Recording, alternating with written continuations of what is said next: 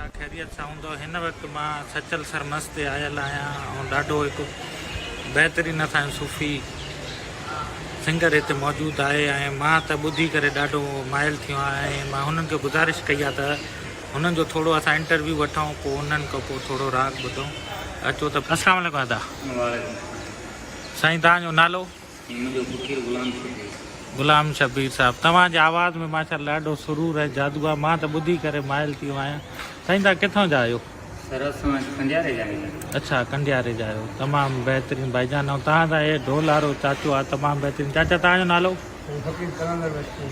फ़कीर कलंदर बग, वॾी बहितरीनु। ऐं साईं तव्हांजो?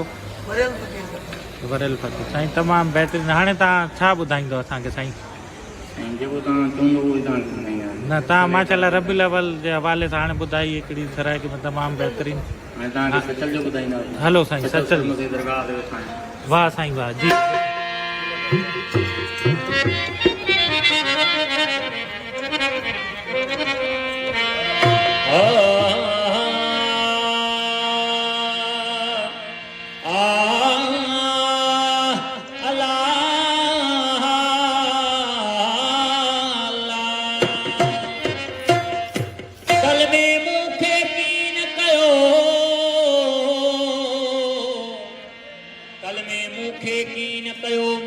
मुसलमान नकी अहमद मोकिलियो अरब खां ईमान।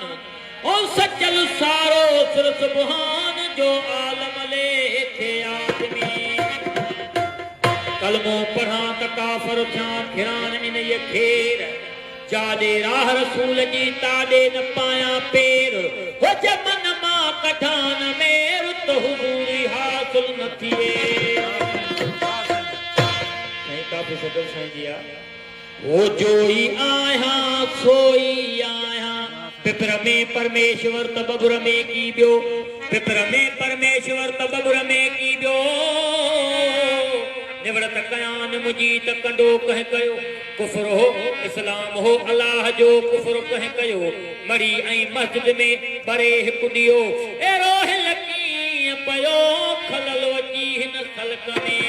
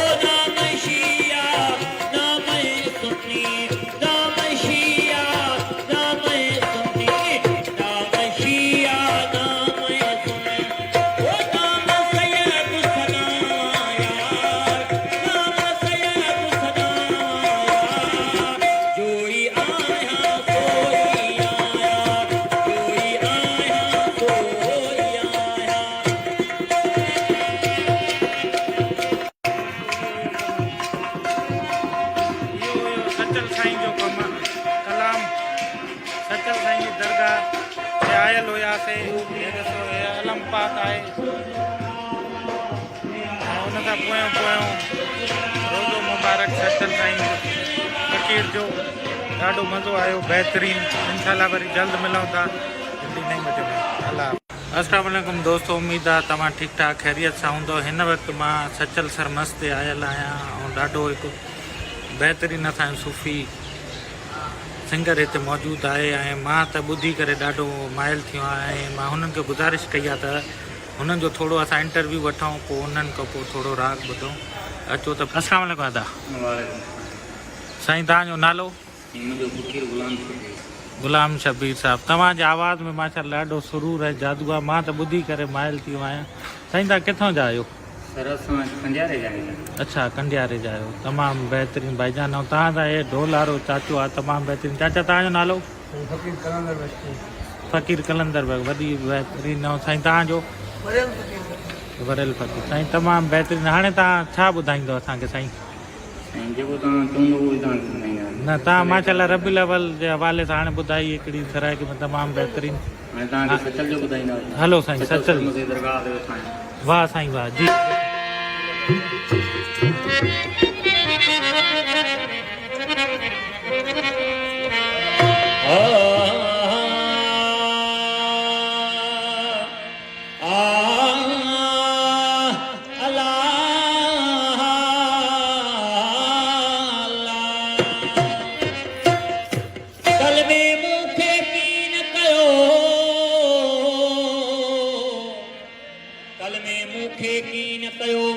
मुसलमान नकी अहमद मोकिलियो अरब खां ईमान। ओ सचल सारो सुर सुबहान जो आलम लेखे आदमी। कलमो पढ़ां त काफ़र थियां फिरान इन ये खेर। जाॾे राह रसूल जी ताॾे न पायां पेर। हो जे मन मां कढान मेर त हुजूरी हासिल न थिए। साईं काफ़ी सदर साईं जी आहे। ओ जोई आहियां सोई आहियां पिपर में परमेश्वर त बबुर में की ॿियो। पिपर में परमेश्वर त बबुर में की ॿियो। निवड़त कयान मुंहिंजी त कंडो कंहिं कयो। कुफर हो इस्लाम हो अलाह जो कुफर कंहिं कयो। मरी ऐं मस्जिद में बरे हिकु ॾियो। अहिड़ो हिल कीअं पियो खलल अची हिन ख़ल्क़ में।